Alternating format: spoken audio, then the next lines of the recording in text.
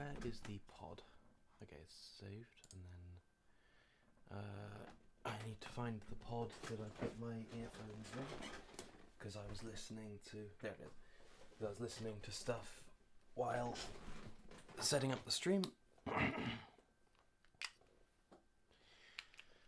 Just going to put you in there, check that you're actually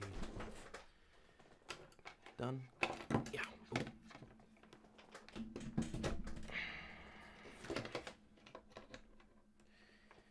Then plug in my phone. We don't have the camera set up right now because we don't really need it.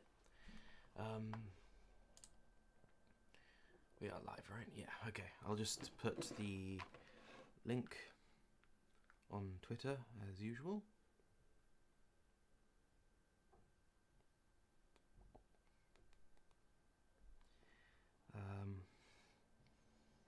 Says that one person is watching. I still don't. I don't know how exactly the has a like. Okay, that's new.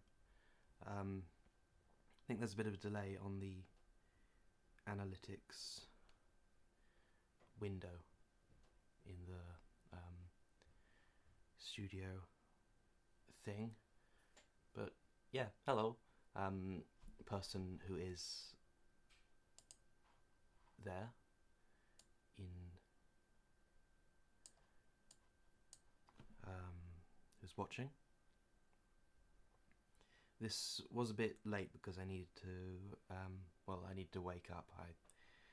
I slept in, or really I always sleep in, but then I had to have breakfast.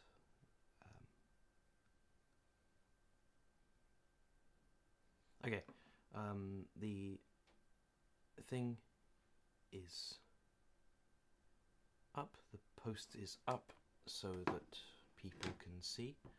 I'm just testing out this because I'm using a word substitute to be able to type. Oh, it's gone all wonky. Okay, hang on. Oh, no. And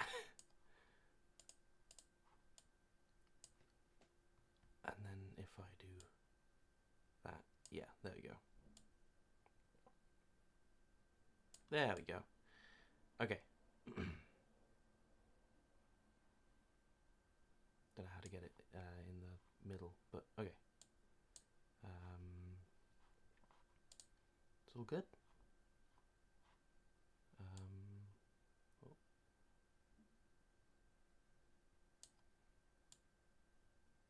Stop it. No, there you go. Sorry, this is very, very scuffed, but that's par for the course. Yeah, there we go. Okay.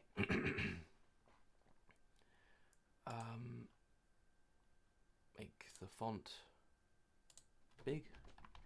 Yay! So now I can type on the screen. So with this stream, what I would like to do is talk about what I'm going to do, what the future has in store for the channel, and just things that I want to do. And I'm probably not actually going to talk. Well, I am going to talk about that, but as per usual, I'm going to go on 50 different tangents, and it's going to be really messy and annoying. So what I'm doing now is making a table. Make it 3 by 7. Then I can make these, like, and then do. Ooh.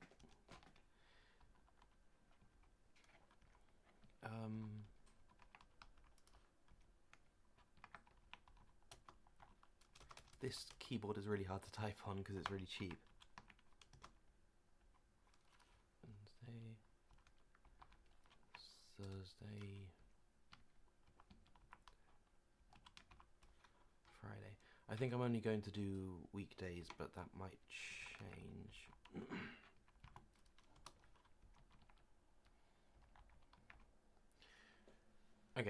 Um, I fucked that up.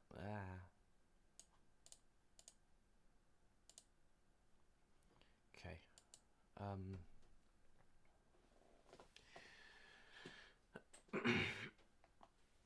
I'm very low energy right now because I haven't had my coffee, but I have it with me. So if you hear me like take a sip, it's for the good of the stream. It's to get me actually pumped up and hyper and actually able to speak for more than 5 goddamn seconds because I never sleep. Well, I do, but my nightly routine is to go to sleep at like 5 a.m. Um. Anyway, what um. Now I'll down the coffee.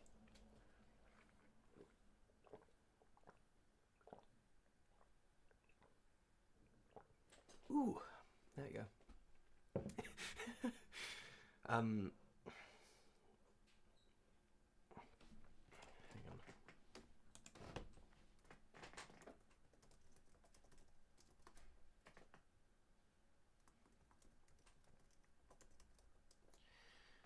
What I'd like to do mainly with this channel is kind of use it to talk about my interests. I've mentioned in previous streams that I am kind of retarded. I'm kind of messed up, and I kind of I don't do. And you might have noticed in the last done 4 streams. It's the fifth stream because this is Friday and it started on Monday. But you could see my hands in all 4 other streams, and you might have noticed if you watched all of them that I was wearing the same shirt, and that's also the shirt I sleep in, because I am sort of sort of not exactly a person. Like this avatar doesn't really represent me as much as it should. Not because not because I'm not incredibly cute with long hair and like massive hips and thick thighs. No. It's because he's wearing a suit. I'm actually working on a replacement avatar of with a hoodie, to and with even messier hair to better represent my current mental state. I have three modes. I have 3 settings. One is my usual kind of goblin neat setting, kind of like Kuroki from Watamose. I think that's how you pronounce it. Just really disgusting and wretched, and just sitting in my room doing nothing, rotting away. Second setting is when in the rare occasion that I go outside. Is have you seen Caspar Friedrich paintings? That he's one of my favorite painters. And he did the Man Over the Sea of Fog, which is used in on the cover of some Frankenstein books and some other books. You'll probably recognize it if you look it up. But when I go outside, I dress really, pardon me, I dress really smart, like a man from a Caspar Friedrich painting. And the third setting is just straight up like skirt and thigh highs. So those are the three modes that you get me in. What was the point of all that? I don't know. I just kind of started talking, and then here we are. But that's kind of just how things work here. Anyway, yes, that's what I was going to say. The point of live streaming is to kind of redirect the flow of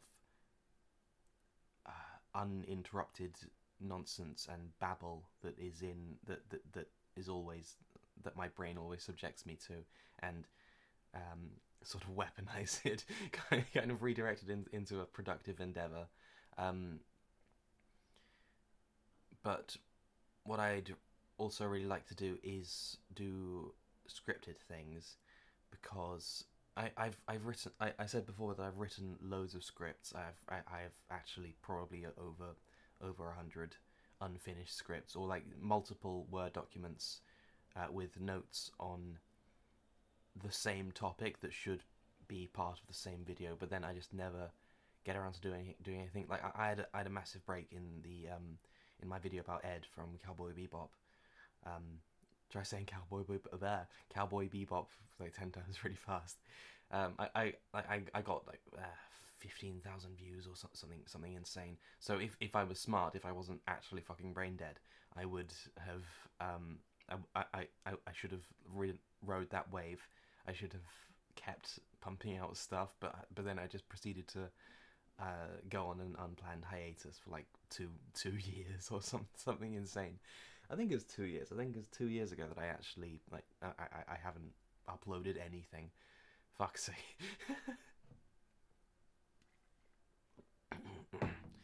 um, but that's just because I'm really stupid.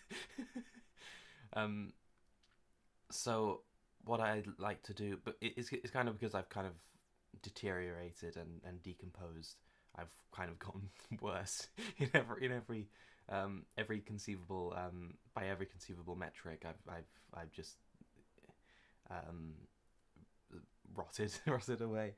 So this is kind of my way. I put a post on Twitter/X a while ago. Well, not that long ago, but a couple of months ago, when people were talking about depression and getting into a rut and getting and spiraling. Um, a lot of the time, there are two forms of depression. You either have depression or you are depressed. Having depression is like a chemical imbalance in the brain, and you need medication, and you need to like see a therapist and that kind of thing. It's a constant thing that you actually need to work through, and it takes forever, and it takes commitment, it takes like actual help. Being depressed, on the other hand, is equally a bad thing, but I would say that it is a perfectly reasonable and natural reaction to being in a position in your life that you are not happy with, which I think is much more common than being depressed. No, it's much more common than having depression as a medical problem. Being depressed because of aspects of your life that you are not happy with is much more common than having depression, which is the chemical imbalance thing, which is a medical problem. And that's not to downplay either one. Both are serious and actually like really horrible and bad things that you need help with. But with being depressed, with being in a place that you are not happy with in your life, that like having your life be set up in such a way that it actually causes you to have experience suicidal ideation, for example. That's not just a little thing, but I would say that the best way to fix that, or at least to get on the path to fixing that, would be to take the most drastic form of, not escape, but that almost sounded like I was saying to commit the die, but no, to break out of the funk that you are in. Do something, make a drastic change to your life, because it is your, and it probably is that you don't know which is the case, whether it's because of a chemical imbalance that's making you depressed, or because it's something wrong with your life that's making you depressed. You probably don't know which one it is, but a way to, so it could be that taking medication could actually put you in such a good mood that, or at least brings you up to a neutral state, that it allows you to escape the circumstances in your life that are making you depressed. So it might be that the solution to having depression does actually, in a roundabout way, cause you to fix being depressed, or the other way. Well, no, the other way around doesn't really work. But you know what I mean. I would say that the way to fix being depressed is being depressed because of circumstances in your life is to. It might sound like I'm downplaying or dismissing when I say that it's a simple solution, but it's simple in concept. It's simple in theory, but it's difficult in practice. And the theory is, if you are depressed because of circumstances in your life, then you need to change the circumstances in your life. You need to do something drastic, do something borderline extreme to smash, maybe literally, your way out of being in this depressed state that is causing you pain. So that could be something like getting a dog. It could be something really simple, like getting a dog, because having a dog is or having a pet. There was that 4chan green text story where the guy was almost about to hang himself, and he changed his mind because his cat was just walked up to him and wanted cuddles, and he started crying and he broke down because his cat. He started thinking about his cat and who will take care of his cat and that kind of thing. But it's not just that. You need something that changes your daily routine, because it's often your daily routine that actually causes you to. Well, it's your daily routine that is the spiral, the downward spiral into worse and worse depression. There's the post I saw a while ago where the image it's a normal like Wojak image, but then the text said, "Every day is the same but worse. Every day that passes is exactly the same, but every day is getting worse." And I think a lot of people in modernity, I guess you could say, feel that exact same way. So you need to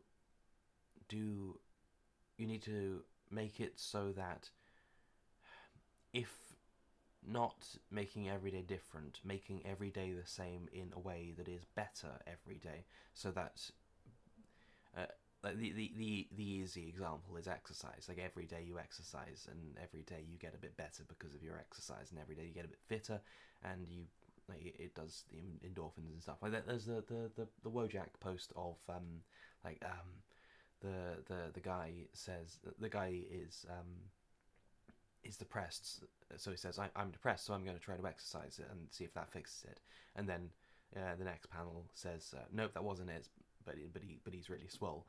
But the thing is, even if exercise doesn't fix your depression, it does still substantially make your life better. It means that you're fitter. It means that you can go upstairs without like needing to catch your breath. It makes you more attractive. It makes you more active. It makes you stronger. It makes you faster.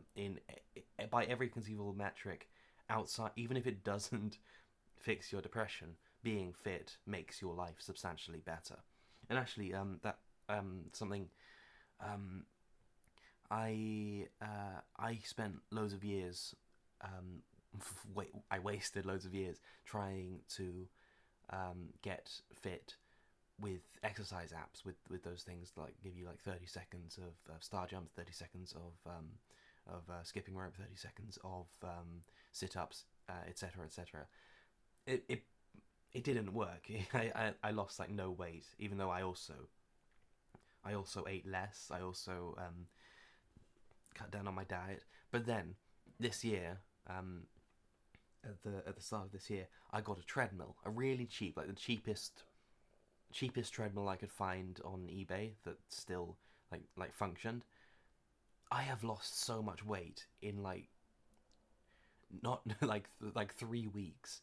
I go on it for either half an hour or an hour.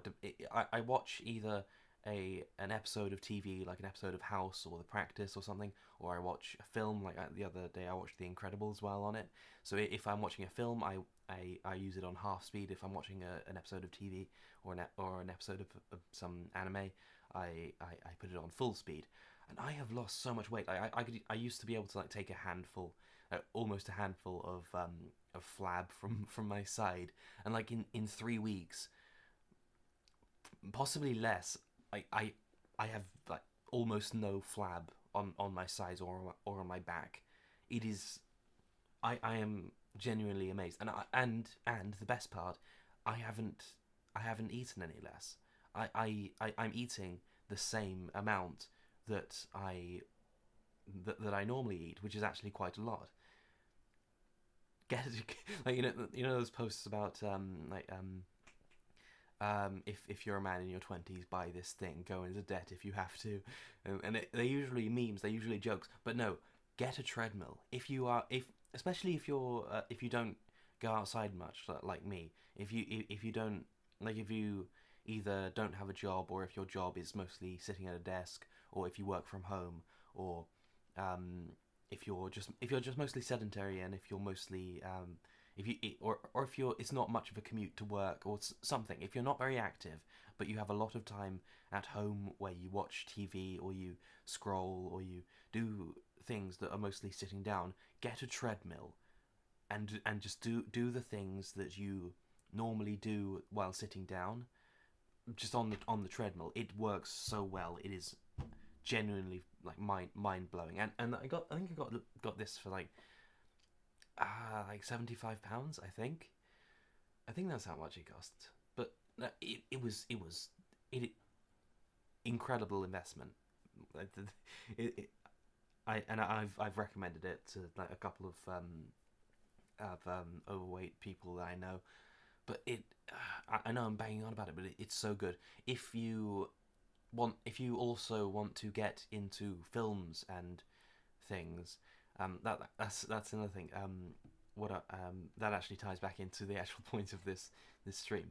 But if you want to get into films and stuff, and if you have a long watch list that you just never get round to, get a treadmill and start working on your watch list. Start ticking off things from your watch list, because it's just it's so good, because a lot of people don't get around to watching things that they really need to. Like I haven't watched Predator or Terminator or Alien, so a lot of people don't watch things that they really need to. I also haven't watched Jujutsu Kaisen or My Hero Academia. My Hero Academia. What else haven't I watched that'll get people mad at me? Komi Can't Communicate. I haven't watched that. Or what else haven't I watched? No, don't get sidetracked. Don't get sidetracked.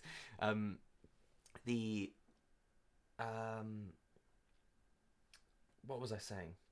Yes, because a lot of people don't get started on their watch lists because they are afraid that they're not being productive, or because they need to do other things, or because they feel like they're wasting time, or something that there are loads of excuses. But if you are also dedicating that time to walking on the treadmill, to actually getting fit,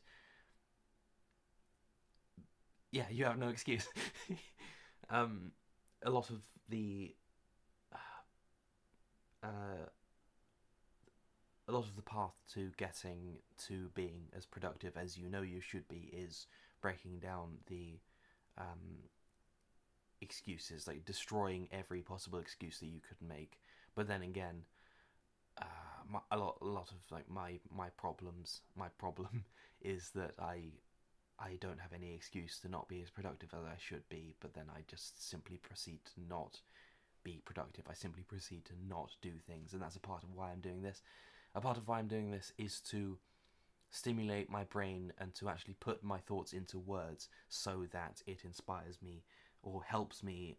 Because you've probably noticed if you're watching this that my brain kind of goes on 50 different tangents. Like a single sentence can send me down 50 different paths. So what I would like to do is use this and then rewatch my own live streams to kind of stimulate something in my brain that I can put into text, which can then turn into a script that is actually coherent and isn't just me rambling like a madman.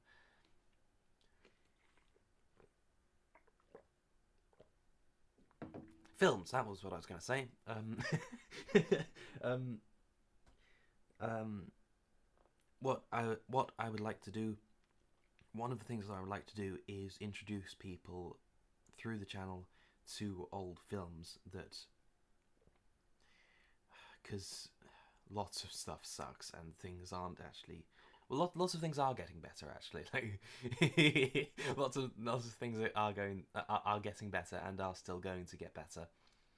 But we've been inundated with a deluge of pure, unadulterated garbage and slop for years. And I think it's going to take a bit of time to course correct. So, even if it doesn't, even if we do get good new things, that still wouldn't change my mind. What I would like to do is introduce people to good old films, to films that they haven't experienced or came out like way before they were alive. Like I mentioned the other day, I forget which stream it was in, but Errol Flynn is God, he's so good. But Errol Flynn, you've probably seen it, well, Errol Flynn's Robin Hood with Basil Rathbone as well. That's such an amazing film. That's probably his most well known work, I'm guessing. But there's also The Seahawk, which is an amazing, amazing, really good, really lovely English, very patriotic English film, and um, it's so good. I'm suppressing the urge to rant about how bloody amazing The Seahawk is. But there's also Captain Blood, another Errol Flynn, and amazing. We need to bring back swashbuckling films. They were so good. Like Pirates of the Caribbean was sort of a swashbuckling renaissance in a minor way, but it should have been the herald for a wave. That could be a bit that with a bit of work that could be a bit of a pun, because waves and pirates go on the sea, and the sea has waves. Whatever. What was I saying? What's wrong with me? I'm so stupid. It should have, yes, Pirates of the Caribbean should have been a herald for a wave of other swashbuckling films. The swashbuckling genre needs to make a comeback, and like Zorro's really good, a really good example of a swashbuckling icon. There's also the Prisoner of Zenda. That's had a few adaptations, and I think it had a cartoon adaptation as well. The Prisoner of Zenda. But the one adaptation that I'm thinking of is so bloody good. I can't remember who's in it though. Well, I mean, I can remember, I can picture them, but I don't remember their names.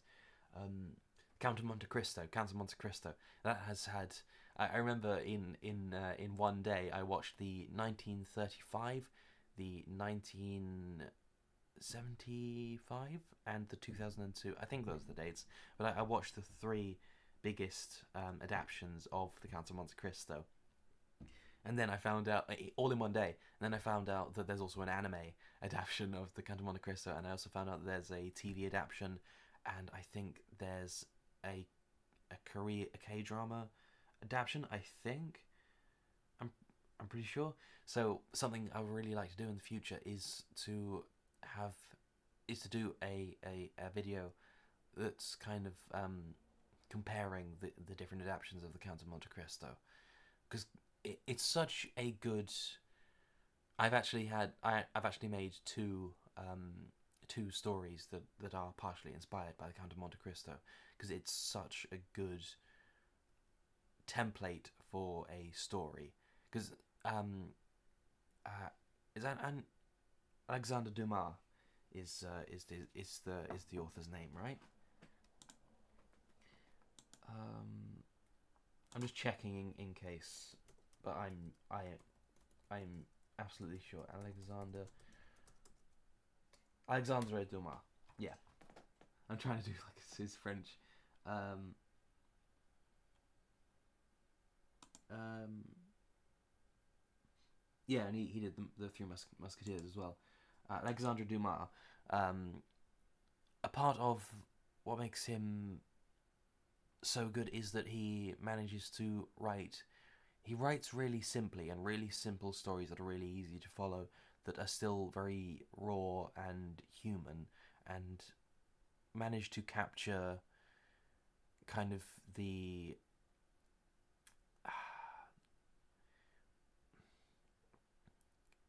captures humanity. I guess very. I suppose raw was the good word. He's kind of like was um, yeah. It's kind of an 18 1800s kind of pulp. I guess someone might get mad at me for like not maybe not exactly understanding the exact definition of pulp, but it kind of precursor in style to that kind of writing. Quite simple, but very raw and very good. Simple, raw, and good is kind of the tagline. But yeah, that's something I'd really like to do. I'd like to talk about Alexander Dumas and his different stories, like the Count of Monte Cristo and the Three Musketeers, and the Man in the Iron Mask, and talk about the film adaptations of those of those novels. Um, did he write Moonfleet? Um, Moonfleet. Oh no, it's not it. Oh, it's written by Faulkner. Okay. Um, Moonfleet. That's a very good film. It's very confusing.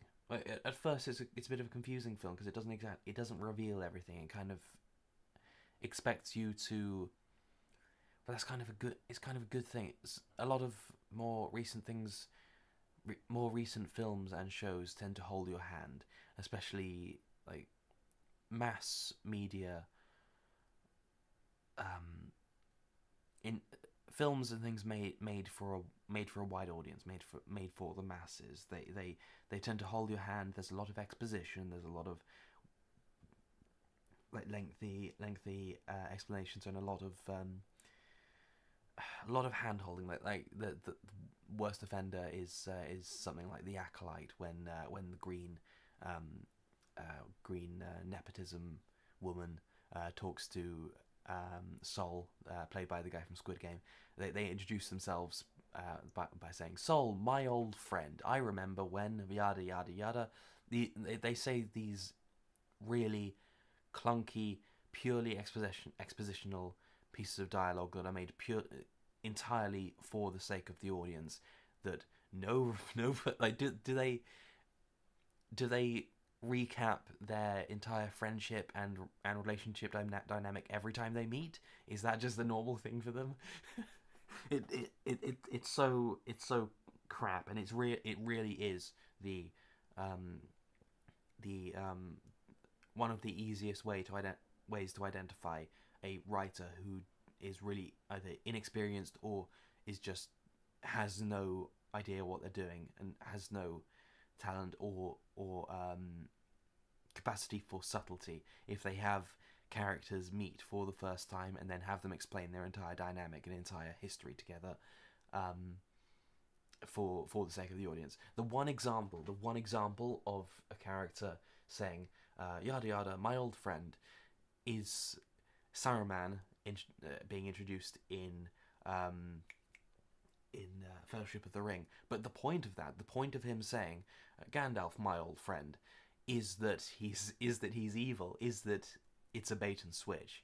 That's the point, and that especially in the dialogue and in the way it's delivered, it's done in the right way. It sounds like something that Saruman would actually say in that circumstance. It's not just saying for the audience. They're not just explaining their dynamic for the audience.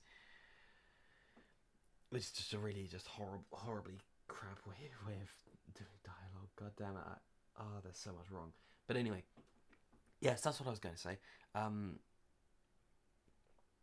A lot of old films refuse to hold your hand, and they have you work out what's going on based on inference. Like, is it Room with a View? The Hitchcock film?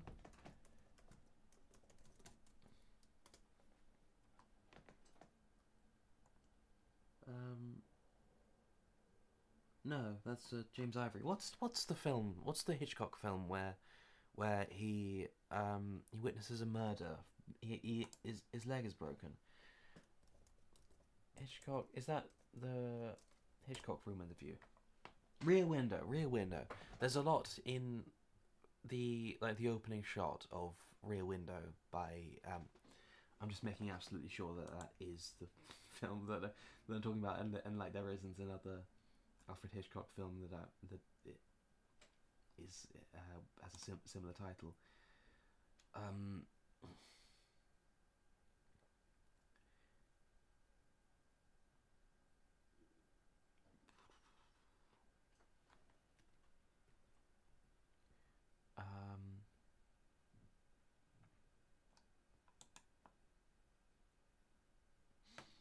But yeah,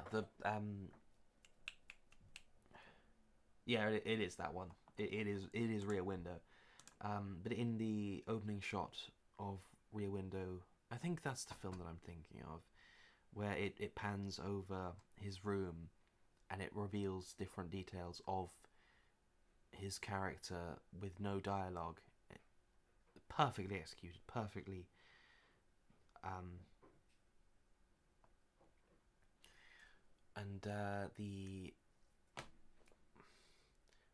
anyway, I won't get sidetracked. That's what I was saying, that a lot of older films don't just refuse to hold your hand and they put information about characters in visual ways, or in establishing shots, or they rely on the actors to actually act, and they don't spell it out for you. That's kind of like the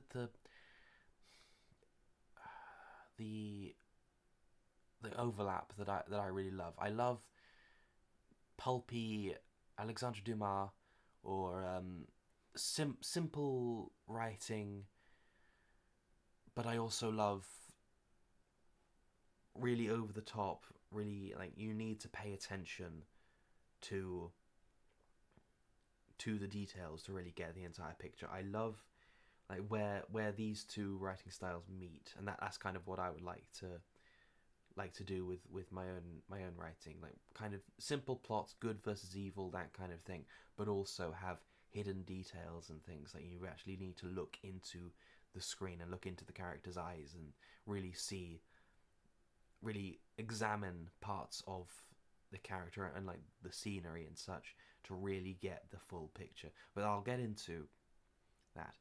But yeah, Moonfleet is actually, I wasn't confused, but I was a bit lost on like the characters' dynamics when I first watched Moonfleet. But it really, it makes hello, find the balance between pulp and more nuanced storytelling. Yes, exactly. Because in what I would say is make your overarching plot pulpy, make it really simple, good versus evil, like the Star Wars actual story. When you break it down into bullet points, for example, A New Hope, plans for the Death Star. On the droids, they go to desert planet, find the farm boy. He goes he meets the old hermit and the smuggler, and they go to save the princess. They escape, and then they're followed. It's really simple when you break it down into the basics, and it's really easy to follow. And I think those are the best overarching plots are kind of Alexandre Dumas style ish, like the Count of Monte Cristo. Count of Monte Cristo is really simple. Main character has his life really put together, and he's bound to be the happiest man in the world. Everything is going right for him. He's about to become a captain. He's about to get married. I think he's going to get. There's something to do with his father. Like, yeah, he's going to buy his father a house or something. It's different in different adaptions. So I think sometimes they don't really include the father that much. But yeah, so he's on top of the world. But then his friends who are jealous of him send him to prison and sabotage him, and then he's so. I should actually write this down. So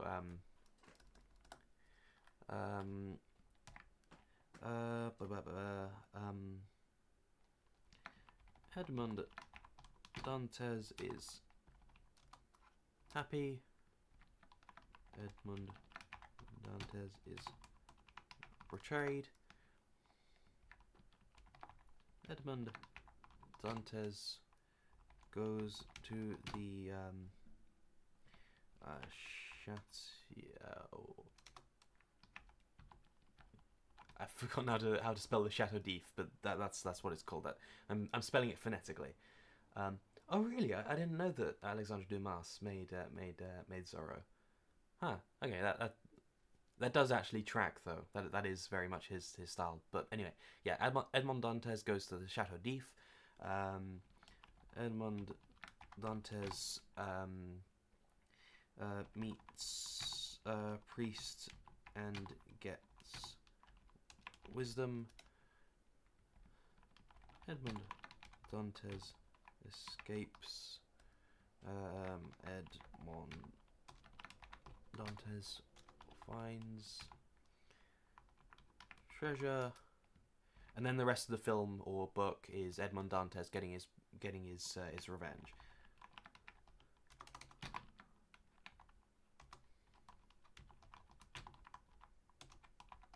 It's really simple. I've broken it down into 1, 2, 3, 4, 5, 6, 7 steps. And you should be able to break down your plot if you want. If your plot is cohesive, and if your plot is not really confused and messy, you should be able to break your plot down into segments, like chapters, or into mini arcs. But within each of these stages, within each of these, there is room for tons of nuance. There is room for tons of information, for characterization. There is loads of wiggle room with it. That's what I said before when you weren't here. But within this plot, this is a really simple plot, but within it, there is loads of wiggle room for different adaptations to go in so many different directions, so many different ways of exploring this one simple character's journey, by making it more or less simple, making it like more vengeful, or anything. You can do so much with this very simple plot outline. And that's the best kind of plot, I would say. Or the best way of writing. You make your over... Because you can go down the Rian Johnson Knives Out / Glass Onion kind of... It's confused, and that's kind of the point, and kind of messed... Like, what the fuck was the plot with Batman vs Superman? The jar of piss. Like, what was that? I don't know. I don't know what the hell was going on there. I've no... none of it made sense. It was a pure idiot plot. It was so confused, and then that left no room for nuance in the mini arcs. The overarching plot of the film was so messed up, so stupid, so... And then they fight the big guy whose name I still can't remember. the other stream, I can't remember the guy who kills Superman, who beats up Superman. He fought a Hulk. He fought the Hulk in a death battle, but I don't remember his name. And Wonder Woman shows up. I don't remember. I don't remember anything. Doomsday. That's his name.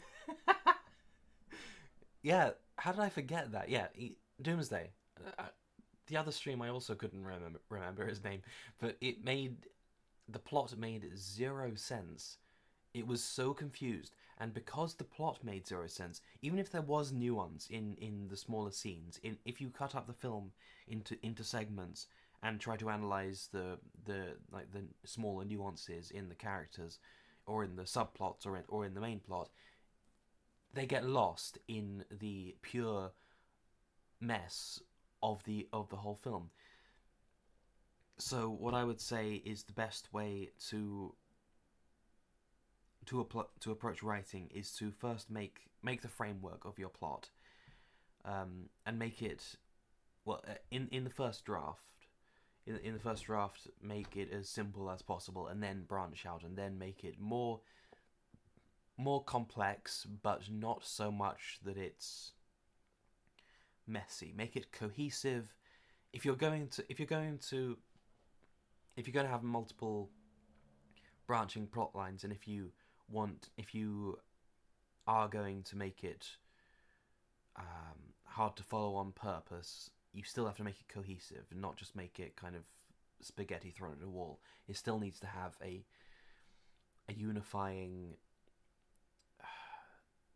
unifying sense. But if you're going to make it really confusing on purpose, you should make it made up of less confusing plot lines that can be followed individually. So then, in these less confusing plot lines that all come together, or branch out from one plot line, then there is room for nuance in the mini plots. I'm getting distracted by loads of what ifs and loads of but what if I want to do this kind of story that pops into my head? No, for the most part, the best way to write a good story, the best way to write a good novel or a good film is this method that I've outlined here with The Count of Monte Cristo. You write really simple, really easy to follow central plot that has a beginning, middle, and end, that can be broken down into mini arcs, and then within the mini arcs you have loads of wiggle room to explore your characters in finer details, in finer nuance, and you have loads of wiggle room to mess around and make your characters more substantial, because you're effectively playing around in the sandbox that you've created in your central plot.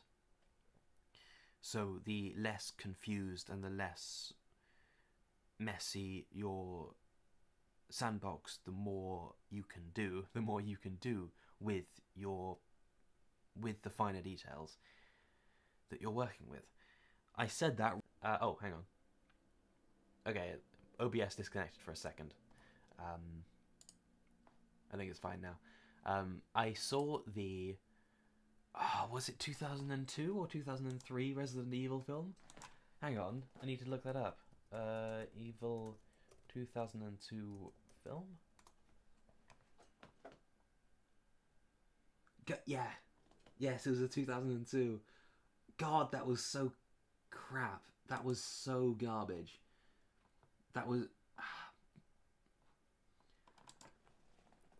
that film... sorry, but I haven't seen the recent any other. I've only seen the 2002 Resident Evil film.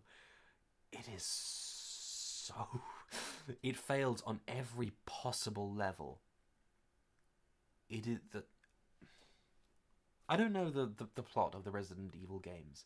I don't know. I mean, come on. How hard is it to adapt Resident Evil? It literally takes everything from zombie movies in the past. The thing is, I don't know how I don't know the plot of Resident Evil. Like there's the midget in the castle in Spain. There are the average European people that Leon Kennedy shoots, and Ashley, the president's daughter, gets kidnapped. But then there's also the Umbrella Corporation, and then there's the like lab with the zombies, and the guy has Arnold Wesker, the most Aryan man in the universe. And there's Village, and like there's like Dommy Mommy vampire queen, like step on me, with her daughters. Like, how, what, they're vampires, but then she's also like a fucking a dragon monster. But then he goes into the shack, and then there's the yes, there's the Nazi with like Magneto powers, and then there's what the fuck. And then he goes into the shack, and then there's the sentient doll that can fly, and there's the giant baby monster. The baby monster. I watched a playthrough of Resident Evil Village, and that part was like I've never been scared by a horror. After I was 11, like I've never been scared by a horror movie, or a horror game. Slender Man just does nothing for me. I played the Slender Man game that was like really popular, like PewDiePie played like years and years and years ago. It just did nothing for me. But then the baby segment where the giant crying baby chases you. I didn't even play it. I watched someone play it, and that really fucked me up. That was terrifying. The recent one, Welcome to Raccoon City, basically tried to put bits of the story of 3 games into a single movie. Okay, well, I need to watch like Vardy Video, or is he the guy? He does plot breakdowns or something. I need to watch like the Resident Evil plot breakdown. I started watching that 13-hour Elden Ring lore explanation video. Oh god. There's so much I need to watch and play. God's sake. How do we get onto Resident Evil? Oh yeah, I watched the 2002 Resident Evil film. Is so bad. It is like it's kind of in that naive badness genre of the 2000s, where people were still kind of trying to figure out how to make films, and how to make modern films. Like, so their mistakes were very basic, and kind of like a toddler falling over and falling flat on his face. It's not like more recent offerings like Multiverse of Madness, or the Marvels, or Quantum Mania, or other, or the Acolyte, or examples like or She-Hulk. The mistakes, or the badness in the 2002 Resident Evil film were born purely out of incompetence, and purely out of really not, like, possibly not caring, but possibly not like really knowing what they're doing. Like you think this stream was you think my streams are scuffed? Watch the 2002 Resident Evil film. Whereas the more recent examples of crap films are less due to incompetence and more due to like character defects on the behalf of the people making them. They're still crap, but there's a difference in kind. There's a difference in form. There's a difference in the exact way that they mess up. There's a difference in the exact method of failure. these kinds of genres, and I would take 2002 Resident Evil over any. No, I don't know, because it's also kind of boring. Oh, I don't know which I would rather like have for a movie night. Like I'm forced to watch either the Marvels or the 2002 Resident Evil movie. I don't know which is worse. I really don't. Hang on.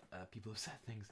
Um, uh, Resident Evil 2 and 3 is kind of similar, but puts you in Raccoon City instead of a mansion. By the way, that director is making a new movie with Dave Bautista. Resident Evil was made in the same era as shit like Underworld or Equilibrium, except it's nowhere near as good. Yeah, Underworld is really fun. I haven't watched that film or any of. I watched the first Underworld film years and years and years ago. I remember really enjoying it, but I remember enjoying it, but at the same time consciously being aware of it not being very good, but really fun. That's like it's hard to say definitively like statements like you should do this or you should do that, because in art there are very few shoulds. There are very few absolute statements that apply to all circumstances. So like what I said with plots, like I kept getting distracted because situations kept popping into my head where those weren't what the different methods of doing things, and different like people coming to me and saying, but what if I want to do this kind of story, kept popping into my head.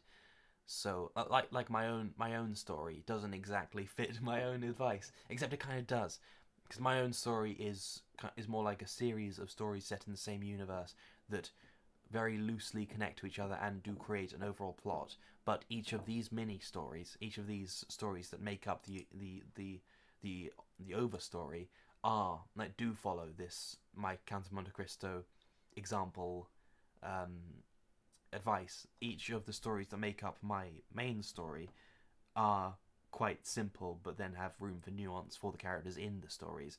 But they mass together. They come together to create a really confusing, intentionally confusing overstory that is intentionally very hard to follow.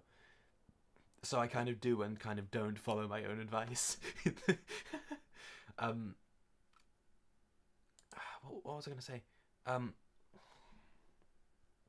We have strayed so far from the point of this stream. But that's part of the fun. Oh, run out of coffee. God damn it. I hate that containers don't contain as much as they should. I used to have a flask for my coffee, like a thermal flask that like kept it warm. It could keep my coffee warm overnight, so I could make coffee the night before and then have it next to my bed, and then wake up and immediately have a hit of caffeine. It was so good. But then it broke. Anyway, why am I talking about my fucking thermos? What am I doing? What was I talking about? I need to look at chat to kind of remind myself what the hell I was even banging on about a second ago. There's a mosquito in my room. What the fuck? It's winter. What are you doing? How are you alive? Okay. How is it? Basically, the reason why I'm welcome to working at the end of the Resident Evil 2 making any movies. Still sure that Paul W.S. Anderson made it Event Horizon. I haven't seen Event Horizon.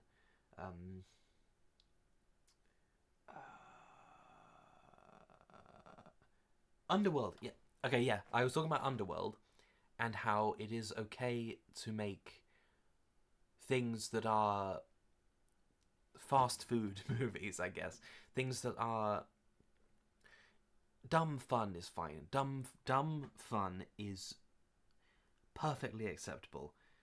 Dumb fun is great.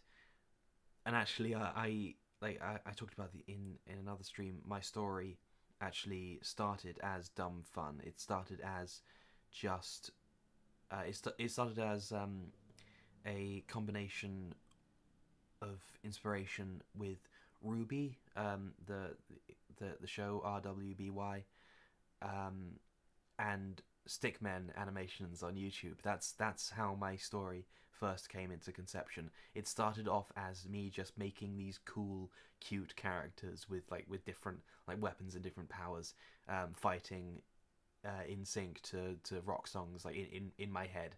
That's how it started. It was the epitome of dumb schlocky fun, and it still does retain a part of that. Because a part of what I want for my story is to very much evoke the same, like, in sync to animation, like the RHG thing era animations on YouTube, Hyan's Dojo, that kind of thing, but in a story, in a cohesive, in a narrative that actually follows characters and the world, and like the empire, and like there's wars, and the princes, and like the demons, and all this really cool shit, and the witches, and all the cool stuff, and like romance, and like war, and like survivor's guilt, and like there's like war crimes, so many war crimes, like the army of like the pseudo vampire cyborg people, what the fuck, and but it's a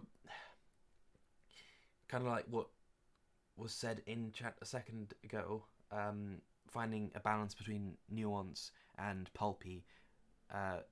What I very much, I don't know if I'm good at it, but it's what I intend to do, and what I intend to get good at if I'm not good at it. But finding a balance between dumb fun, because a lot of what my story is dumb fun. I set up the world in such a way to facilitate every kind of insane, like, just action set piece that I want. And but I also want it to be really serious, with really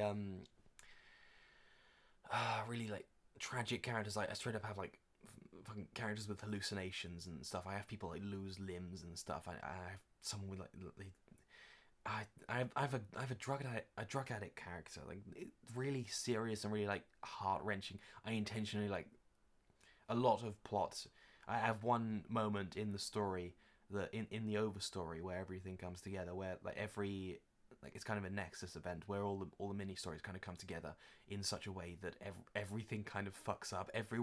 Every character's neuroses or worst fears kind of get validated. Everything bad that could possibly happen all happen within the span of like like 3 days in world, but they all kind of create a domino effect. Everything comes together to like really just beat your fucking heart in to death, rip it out and throw it into the goddamn gutter, and stomp on it like 100 times, intentionally to like make you cry. But it's still set in the same universe as light-hearted or dumb fun segments,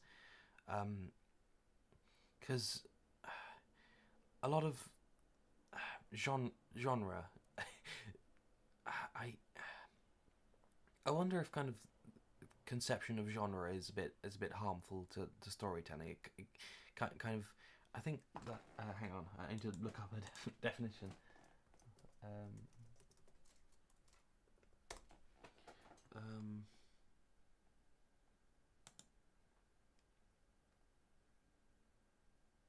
Yes, it's kind of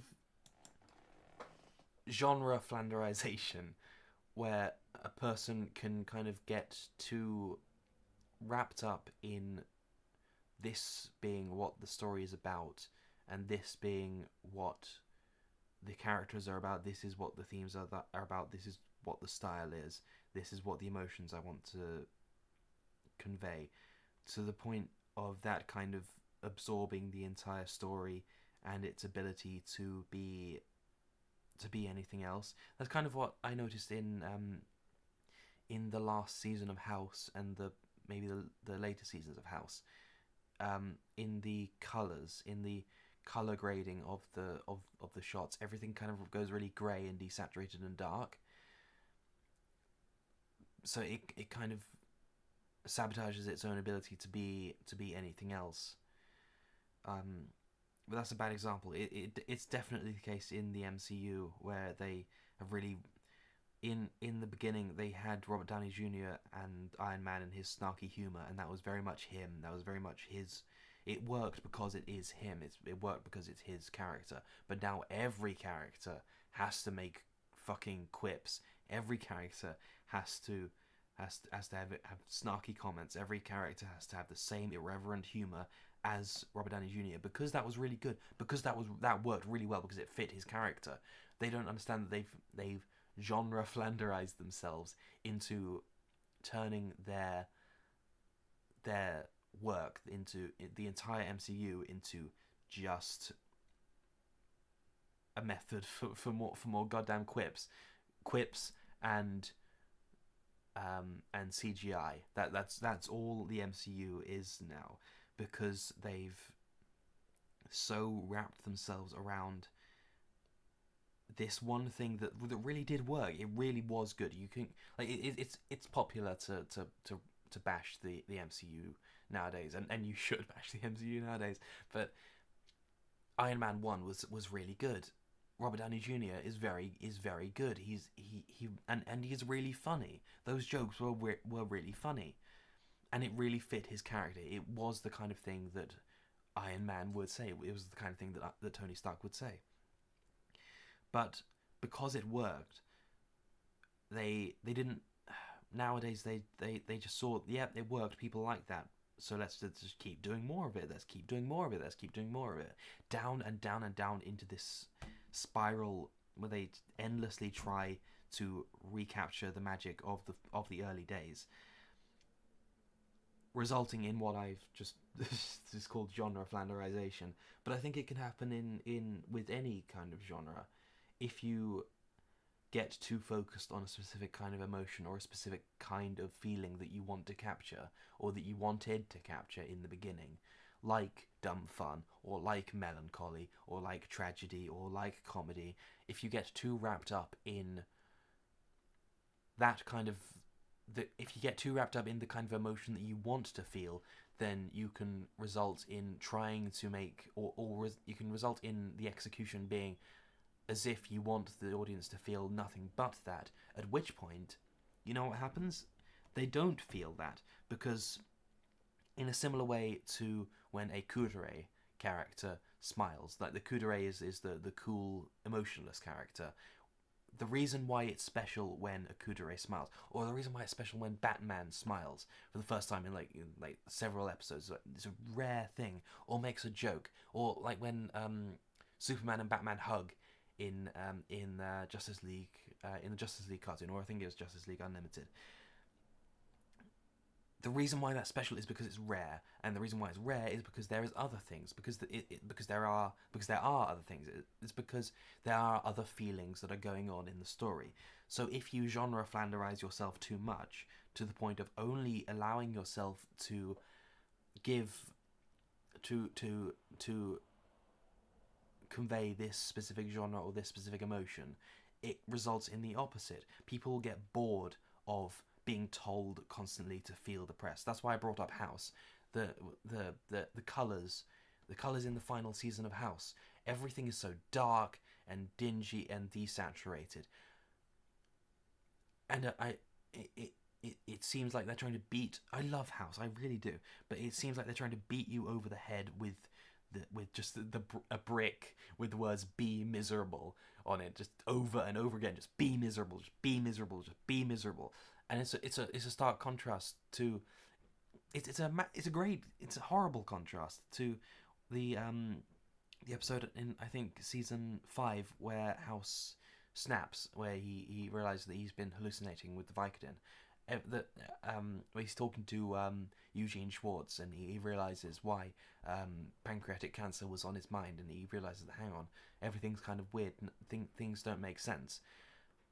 The colours are normal, everything is normal, everything is fine, and suddenly, hang on, no, things are wrong. The reason why that moment hits so hard, and it really, really, really bloody hits, especially with Hugh Laurie's amazing acting, is because everything seems really normal. The colours are fine. They're not telling you, they're not beating you over the head with the idea that everything is fucked up and everything is wrong. No, it suddenly goes, hang on, things are wrong, and then everything falls apart, and it is a brilliant moment. It is a brilliant series of 3 scenes, when he talks to Eugene Schwartz, when he talks to Cuddy, and then he talks to Wilson, and then he goes to goes to rehab, cut with that scene intercut with the scene of Chase and Cameron's wedding. Brilliant, absolutely amazing. Then you compare that to season 8, and they are so heavy-handed with trying to beat you over the goddamn head with be miserable, be miserable, be miserable. Even though season 8 is still great, it's similar to when people say that The Office got bad after Michael left. It's not that The Office got bad after Michael left, and it's not that House got bad after season 5. I think is when he is the last officially according to fans good season of House. Like it's not the House got bad after he came back from rehab. It's that it got worse than it was before, which is bad, but it's not that the shows got bad in and of themselves. They are still great pieces of television compared to most other things. It's just that compared to before, they got worse, but they didn't get bad. And it would have been better if they had either finished or had maintained their level of quality. Sure. Anyway, comedy and drama is really difficult to balance because they actively undermine one another. Hang on one sec.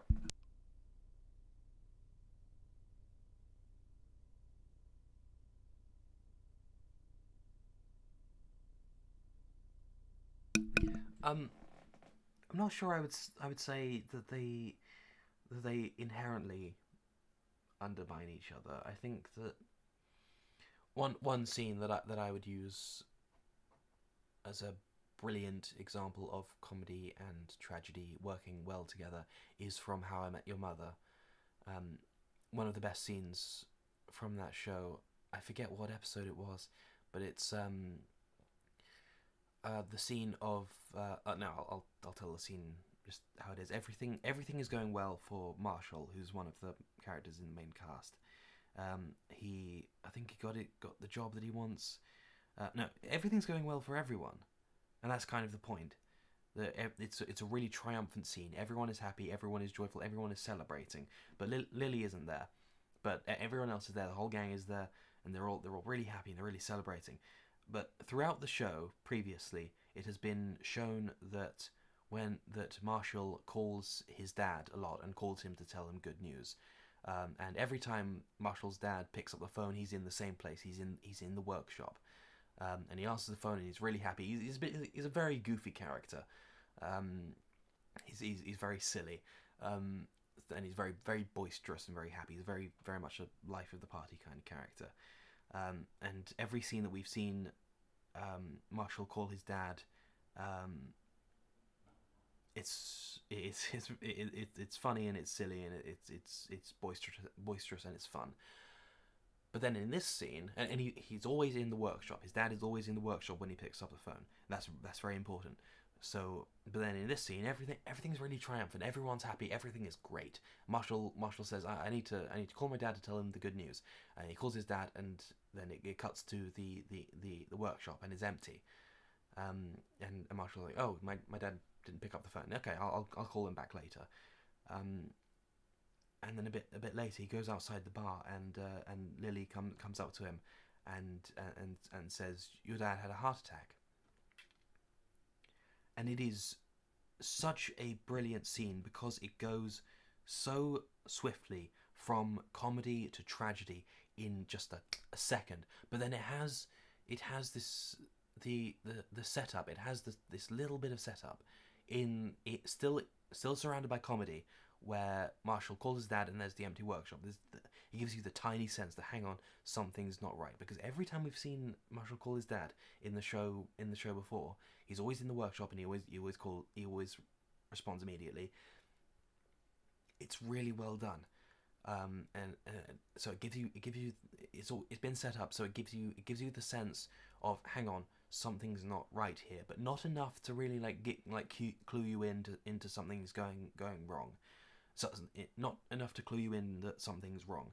because then it goes straight back to comedy, and then a moment later, boom, it just hits you right in the face. It's like a truck to the face with tragedy. He had a heart attack, and then Marshall's crying, and everything is suddenly really, really horrible. It goes straight from comedy to bam to tragedy so fast. It is a quintessential, what I would use as a quintessential example of comedy and tragedy being used synergetically, because the point is to bring you really, really high, bring you as high as you possibly can be, just to slam you down to as low as you possibly can be, straight from comedy right down to tragedy. It is an excellent scene. In short, maybe in an otherwise quite a normie show, a very safe comedy show that has problems, especially in the last episode, but it's that is what I would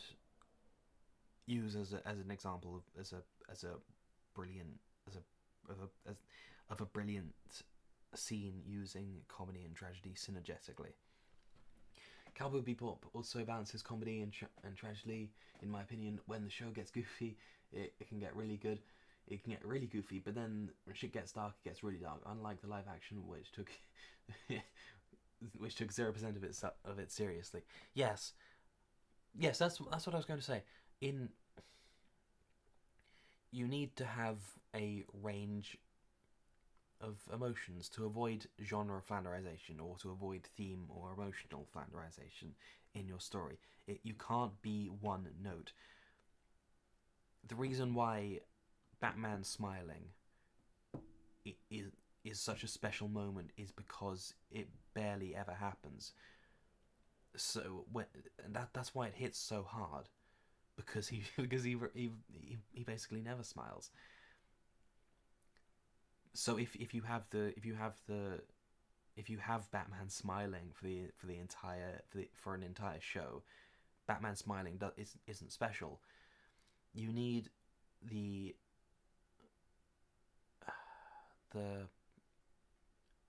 emotion that you want to inflict or convey to or have your audience feel needs to have an element of rarity to it for it to actually hit hard. If you want it to hit hard, it actually has to. It has to be. If you want it to hit hard and if you want it to be meaningful, you have to have it be at least somewhat rare. Very rare exception to this rule would be Subaru dying in ReZero over and over and over again, because that's handled in a very specific way, and in the specific way that he kind of dies in more and more horrible ways and more unique ways, so it never really gets boring that he keeps dying. Like if he just kept getting stabbed over and over, and that's like how he dies every time. Like that's not special.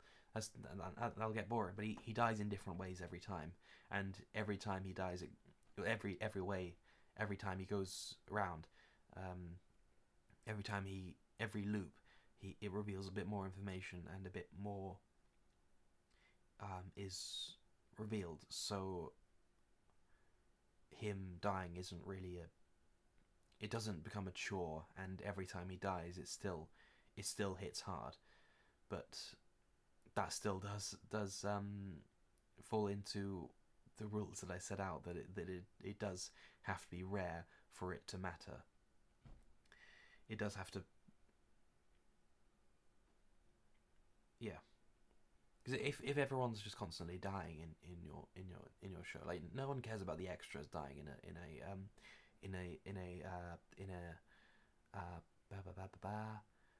disaster movie. No one cares about the extras dying in a disaster movie. Like hundreds of them died. It doesn't matter. No one cares. That's kind of a weird kind of way that filmmaking kind of has you care or not care about human life depending on genre. We see like thousands of people die in a tsunami or a dam breaking or something in a disaster movie, and it just doesn't register at all. But then in a completely different story, I don't know, a character dying in maybe a like in How I Met Your Mother, having a heart attack. That hits way harder, even though that happens every day, and that's a very normal way to die, and and it's one person. That hits way harder than thousands of people dying horribly in a disaster movie, because genre very much dictates, um, well, value of everything, the value of life, and also the value of the emotions and the kind of emotions that you're trying to make your audience feel. Which is why it's very important that you need to avoid genre flanderization like the MCU has found itself doing. I think you can still care about the people in a disaster movie. In a disaster like Godzilla Minus One, you see the people suffering even before Godzilla shows up, since it takes place in post-World War II Japan. I haven't seen Godzilla Minus One, or any Godzilla film. That's another one on the watch list. Oh, you also said, I think Twin Peaks also does this well. Pardon me. You have all of these weird, quirky characters that make you laugh, and then it hits you with some of the creepiest, most surreal nightmares you'll ever see. Yes, a big part. Yeah, that's a contrast. For so many thoughts and ways that I could say this just suddenly just slammed into my brain, so I'm kind of lost. If I was talking to someone in person, this would be an example of what I said last stream, that I would have just gone non-verbal there. My words would just not work right now. If you were talking to me, or if I was talking to you face to face, I would not be able to speak right now.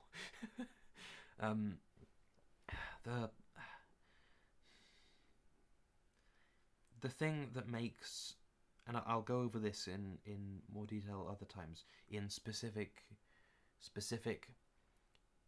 examples another time, like in character design. I'm going to talk a lot about character design in other streams and in actual videos. But the key thing that draws people in to anything is contrast or weirdness. It is incongruity, or it is difference. So if you think of a very good song, you think of the best parts of the song. You think of the best parts of a song. It's not the droning, like, background noise that kind of just blends together, like mumble rap. Mumble rap is objectively shit.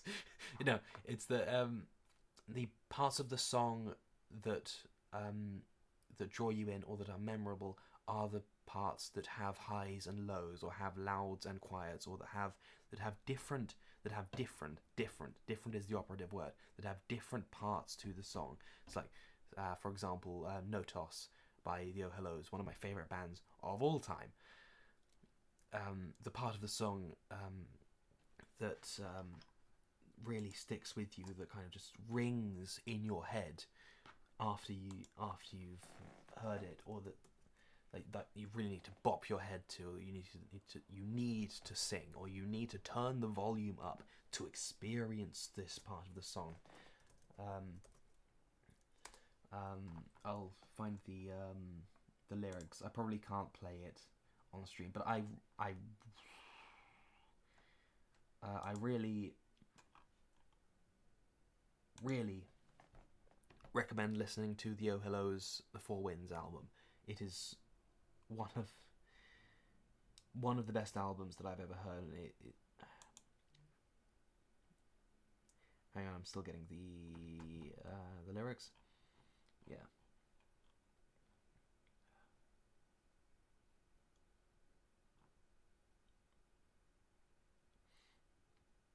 Yeah.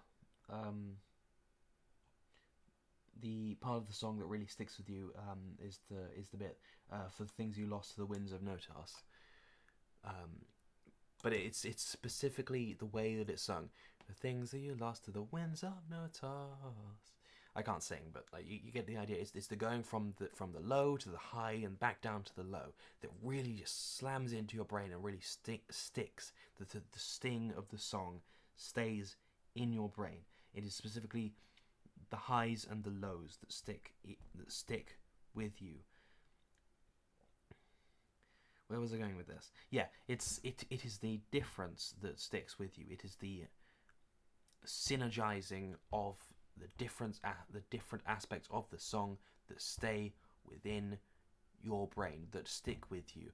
It is, and this principle also definitely applies to character design. It is specifically the stick man. A stick man doesn't really stick with stick man doesn't stick with you. It is the character with parts that stand out, like what I said before in the other stream of the witch character that I saw in a book when I was small. This character has stuck with me, even though I have no idea what the book was called. I have no idea what happened in the book even.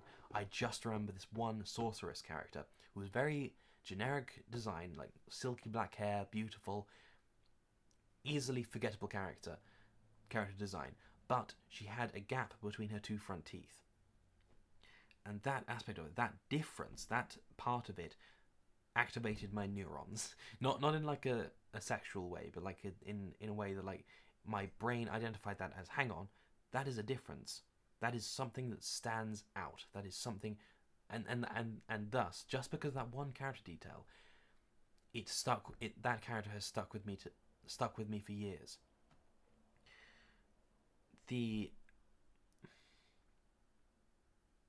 And that applies to character design, and that applies to character design. It applies to story. It applies to music.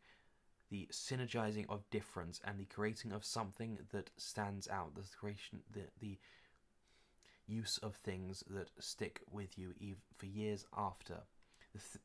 Creating things that take up mental shelf space. White noise and beige. Visual noise, and sensory overload sensory overload equals good design, does not stick with you. That does not take up mental shelf space. And blandness doesn't take up blandness does not take up mental shelf space. And genre flanderization does not take up mental shelf space either. A story that does nothing but hit the same notes over and over and over again, that just keeps trying to beat the same message into your head, does not stick with you.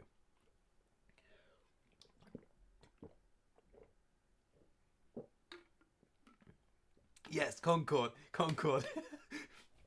That is a quintessential example of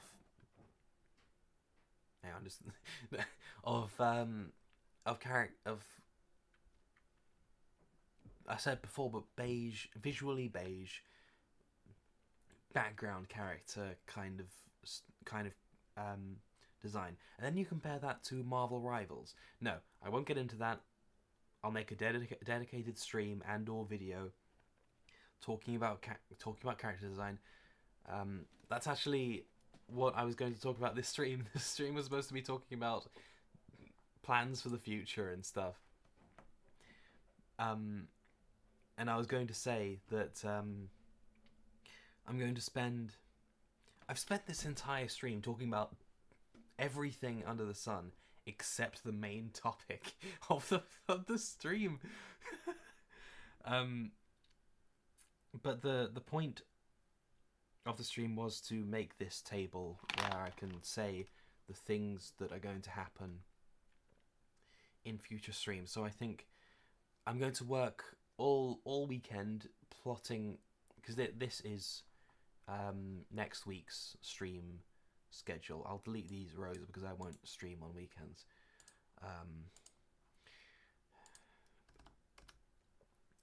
What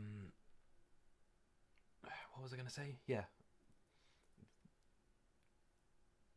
I think next week I'm going to do streams about character design. But of course, when I actually get to the streams, I'm not going to talk about character design. I'm going to talk about everything apart from character design. So I think for each of these days, I'm going to talk about a different aspect of character design. And on one of these days, I've had this idea for for a while, comparing how Concord failed in its character design to how Marvel Rivals succeeds in its character design.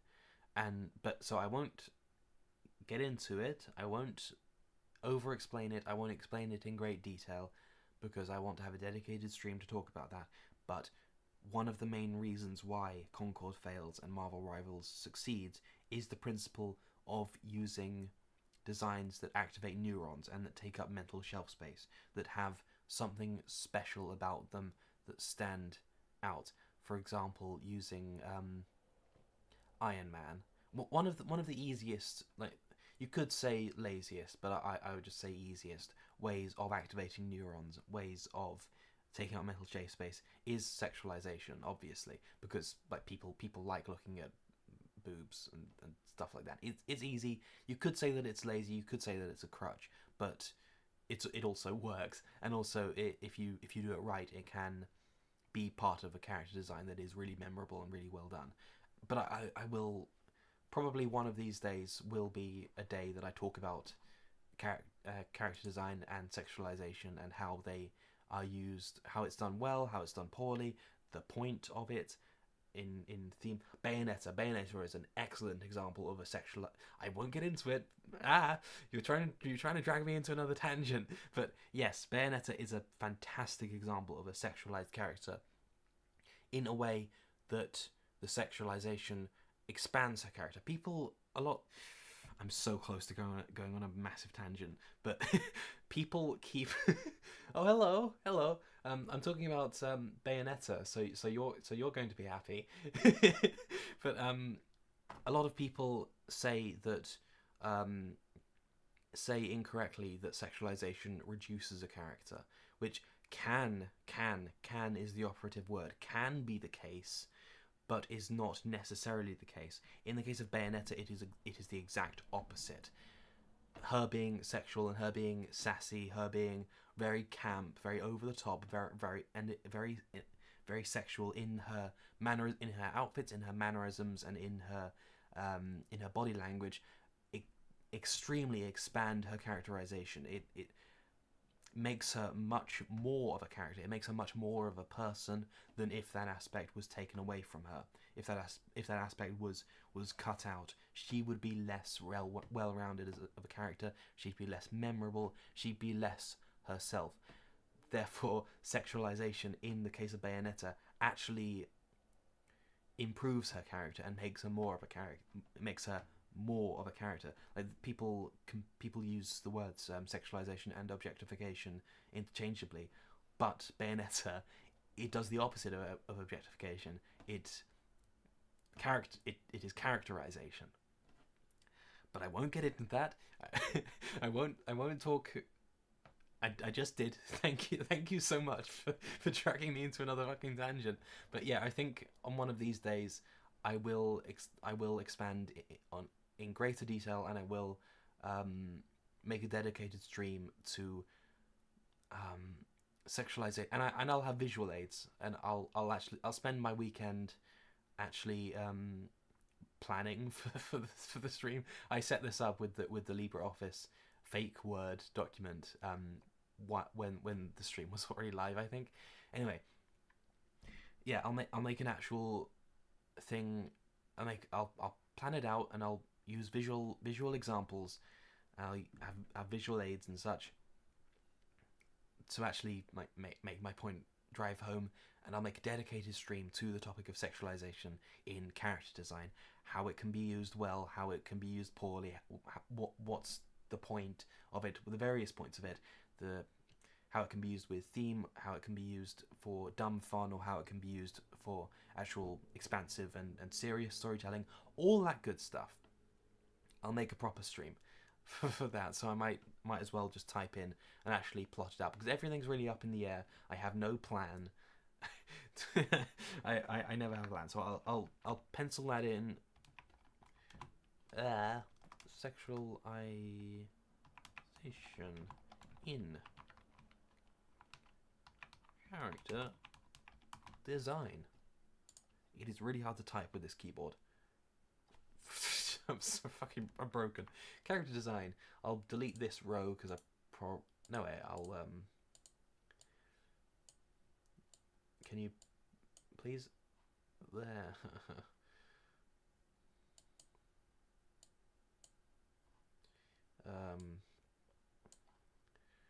I'll make you a little bit smaller. 18. Thank you. And then I'll say you 5 o'clock. Yeah. Yay! I actually have the beginnings of a schedule. Hooray! I might as well use Monday because I think this will be a good springboard because Monday is the first day of the week. Marvel Rivals / the failure of Concord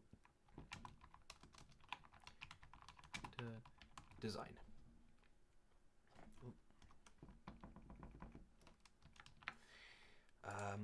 And you can be at 5 o'clock as well. I don't know why I have this this time row. Everything's going to be at 5 o'clock anyway, but it kind of makes me feel more professional.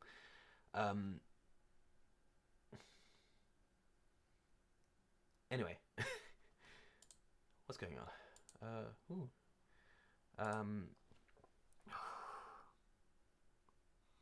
Can anyone remember if I was going to say anything? Like if I started saying something and stopped saying something or started saying something else? I know it's probably happened. It's definitely happened like 5,000 times, but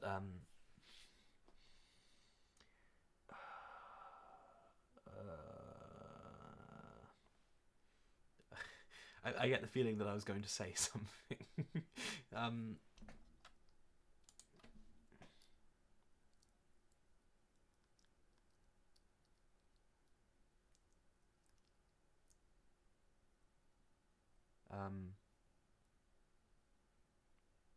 I'm not sure what to say now.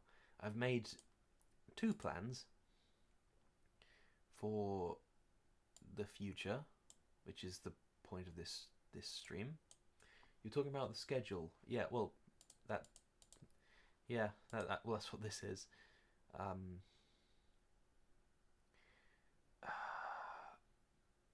not sure what else to say, really. I'm a bit lost.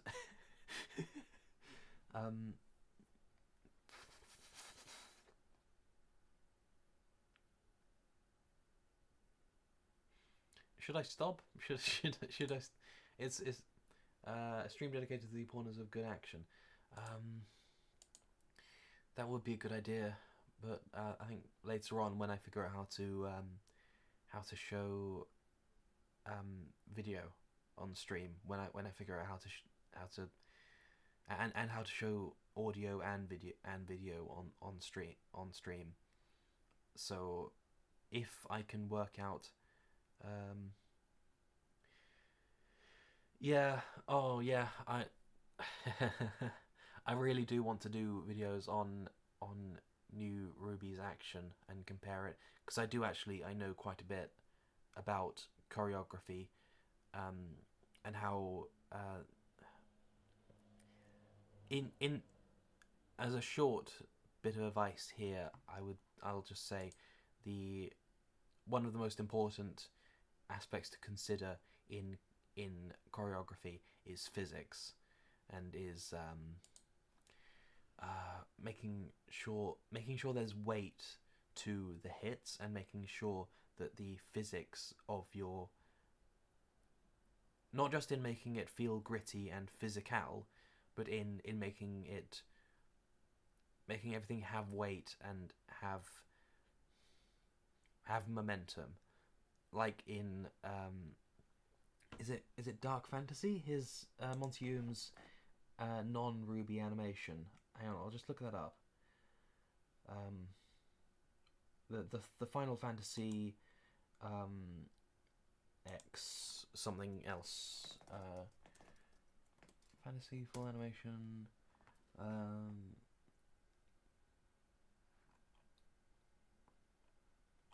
No. I'm getting loads of fucking AI slop.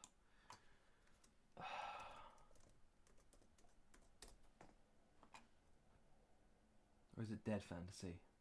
Yes, Dead Fantasy, because it's Dead or Alive and Final Fantasy. In that animation in the beginning, or I think part 2, they use the platform that they're fighting on in the kind of temple area.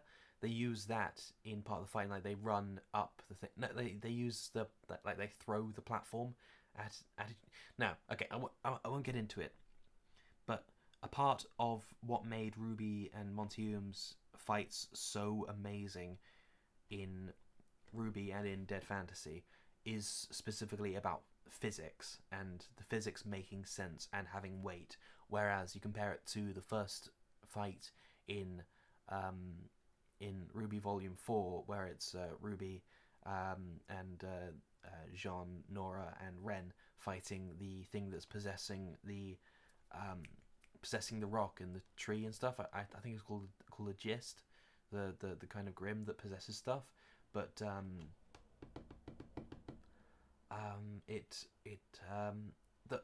the fight has no weight. Everything's very floaty, and the physics just doesn't work. Like, and they sometimes have like cartoony physics, sometimes which really breaks up the tension and doesn't help.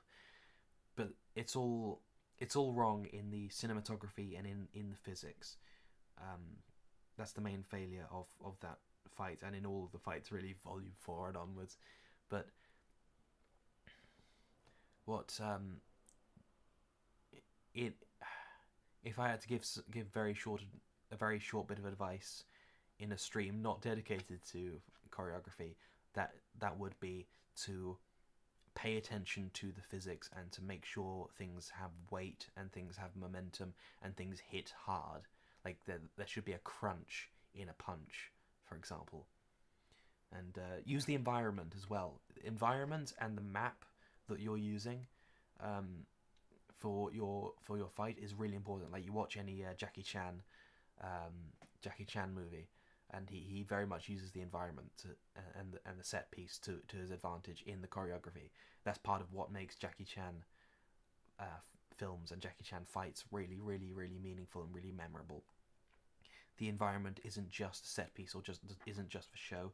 It's synergetic in the way that the fight is choreographed. Apart from that, make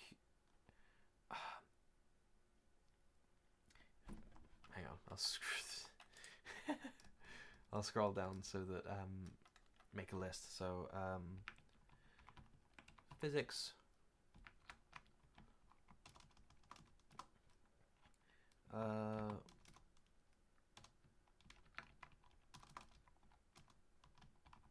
weight and momentum,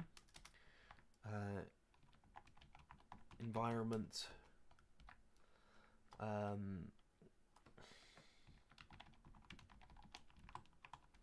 making bloody sense, and the set piece. These are the building blocks to making a good fight scene. The last one is purely what the throne room fight in The Last Jedi is built on. This is the only thing that fight scene has, and it was enough to convince a lot of people that was a good fight scene. Even though the actual fight scene is terrible, just the visuals of it is enough to carry that scene into some level of cultural relevance, and is enough to have a lot of people leap to its defense. So if you add that to the rest of these, if you give your fight scene a really good set piece along with making bloody sense, using the environment, and having really good physics, weight, and momentum, you have a god fight scene right there. Because the set piece and the visual is really important. And having yeah, okay, I won't get into it. I'll go into greater detail in a stream where I can actually show video and play audio from things that aren't my microphone. I'll figure out how to do that, and then I'll talk about fight scenes, because I really, really do want to rip into New Ruby and into a lot of other fight scenes, because we can't go to Shad anymore. Because anyway, the thing. You can talk about game design philosophy, like how too many people think cluttered UI is good when it makes me want to jump off a cliff. Oh yes, that actually does sort of fit into what I was talking about earlier. I don't think I could make an entire stream unless I plotted something out way in advance where I talk about multiple aspects of game design. But the thing about the UI, that does fit into what I was talking about. UI is like character design. It follows the same principles. You need to have it be memorable, but also not cluttered. You don't want it to have sensory overload like with character design. You want it to look nice like with character design. You want it to feel. You want it to stick in the player's mind like character design. Like you want like there. UIs are sometimes used in like memes and stuff that you can like identify. Like you can do the pointing at the screen. The Leonardo DiCaprio pointing at the screen like that. I recognize that. When you see a meme that's using a UI that from a game that you recognize, but in sorry, but using like an image from real life, like the UI from the game. That's part of a like Minecraft. Minecraft is really minimalist and really great. It has the bare essentials, but bare essential. What is wrong with me? It has the bare essentials of what the game needs to function, but it is also memorable. Everyone recognizes the 10 hearts and the food bar and the item bar and then the experience bar. Everyone recognizes that it's not too cluttered. It's really simple and it's really in the way that the pixel art is done. It sticks with you. Even if Minecraft wasn't as popular a game as it is, you still would recognize it because it's got so little to it, but then also so much to it. It is such a cohesive design. Cohesion is the name of the game when talking about a lot of design and a lot of story. Cohesion and synergy. You need the disparate aspects of your game, your story, your character's design, your music. You need them all to synergize. You need them all to work together to create a cohesive whole. Because otherwise you just have a mess. And that's why what I said before in another stream, you need a plan. You need a plan. You need to plan out your story at least like in the most bare essential way possible. Otherwise, when you actually, if you're working out as you go along, like Multiverse of Madness or Love and Thunder, you just end up with a fucking mess.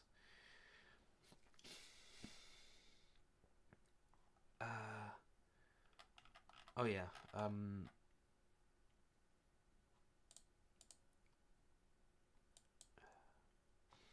I was gonna do a stream this. I suppose that can be for Friday.